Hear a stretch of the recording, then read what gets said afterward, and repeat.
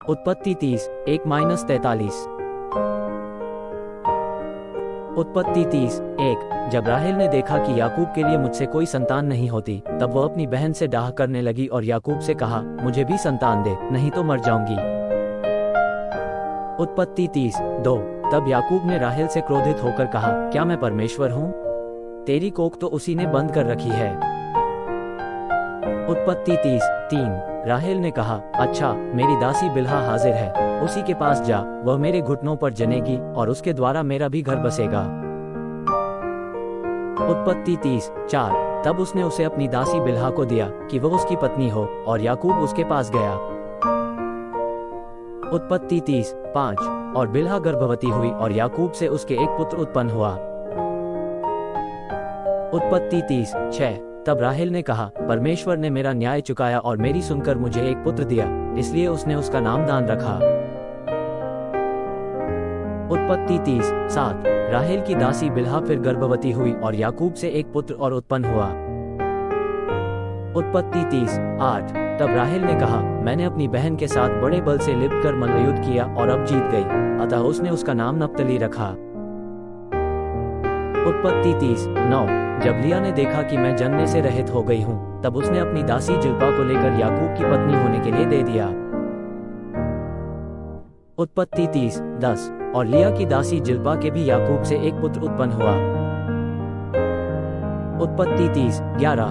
तब लिया ने कहा, अहो भाग्य, इसलिए उसने उसका नाम गाद रखा। उत्पत्ति 30 12। फिर लिया की दासी जिल्पा के याकूब से एक और पुत्र उत्पन्न हुआ। उत्पत्ति 30 13। तब लिया ने कहा, मैं धन्य हूँ, निश्चय स्त्रियां मुझे धन्य कहेंगी, इसलिए उसने उसका नाम आशर रखा। उत्पत्ति 30 14। गेहूं की कटनी के दिनों में रूबेन को मैदान में दुदाफल मिले और वह उनको अपनी माता लिया के पास ले गया। तब राहेल ने लिया से कहा, अपने पुत्र के दुदाफलों में से कुछ मुझे दे। उत्पत्ति 30 15। उसने उससे कहा, तूने जो मेरे पति को ले लिया है क्या छोटी बात है?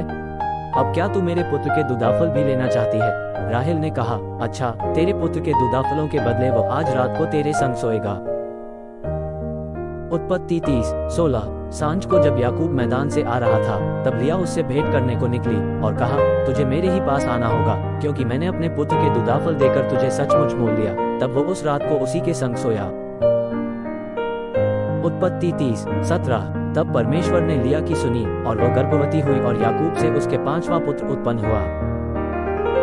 उत्पत्ति 30 18। तब लिया ने कहा, मैंने जो अपने पति को अपनी दासी दी, इसलिए परमेश्वर ने मुझे मेरी मजदूरी दी है, इसलिए उसने उसका नाम इस्साकार रखा।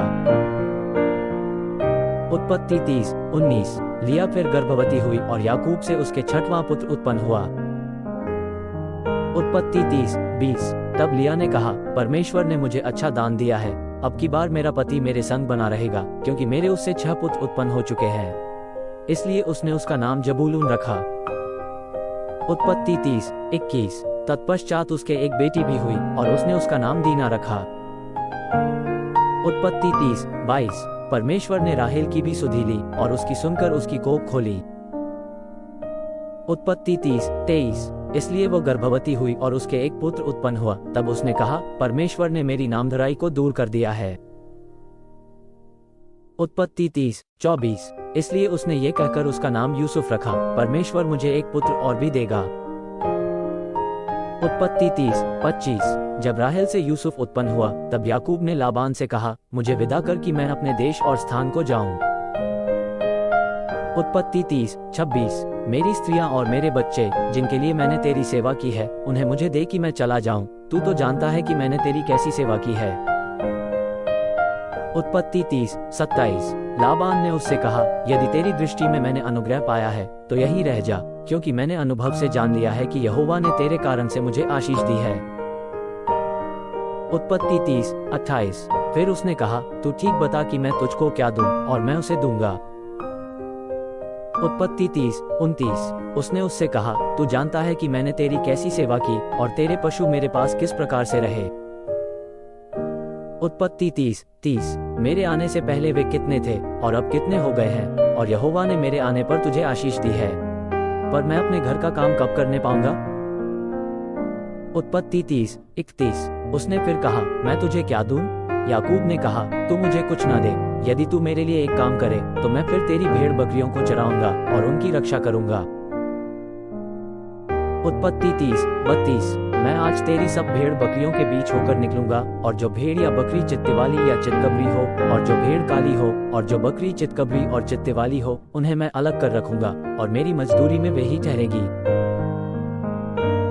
उत्पत्ति 30:33। और जब आगे को मेरी मजदूरी की चर्चा तेरे सामने चले, तब धर्म की यही साक्षी होगी, अर्थात बकरियों में से जो कोई न चित्ते वाली न चितकबरी हो, और भेड़ों में से जो कोई काली न हो, यदि मेरे पास निकले तो चोरी की ठहरेगी। उत्पत्ति 30:34। तब लाबान ने कहा, तेरे कहने के अनुसार हो।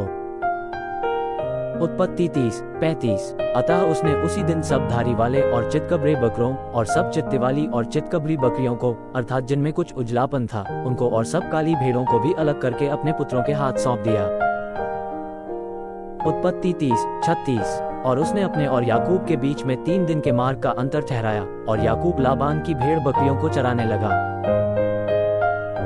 उत्पत्ति 30:37।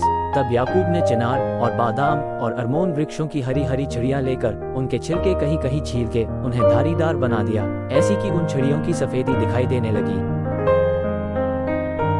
उत्पत्ति 30:38।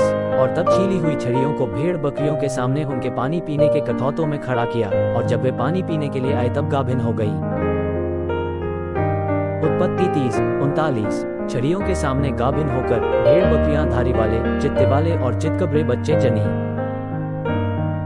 उत्पत्ति 30:40। तब याकूब ने भेड़ों के बच्चों को अलग अलग किया, और लाबान की भेड़ बकरियों के मुंह को चित्ते वाले और सब काले बच्चों की ओर कर दिया, और अपने झुंडों को उनसे अलग रखा, और लाबान की भेड़ बकरियों से मिलने न दिया। उत्पत्ति 30:41। और जब जब बलवंत भेड़ बकरियां गाभिन होती थीं, तब तब याकूब उन छड़ियों को कठौतों में उनके सामने रख देता था, जिससे वे छड़ियों को देखती हुई गाभिन हो जाएं। उत्पत्ति 30:42। पर जब निर्बल भेड़ बकरियां गाभिन होती थी, तब वो उन्हें उनके आगे नहीं रखता था। इससे निर्बल निर्बल लाबान की रहीं, और बलवंत बलवंत याकूब की हो गई। उत्पत्ति 30:43। इस प्रकार वो पुरुष अत्यंत धनाढ्य हो गया, और उसके बहुत सी भेड़ बकरियां और दासियां और दास और ऊंट और गदहे हो गए।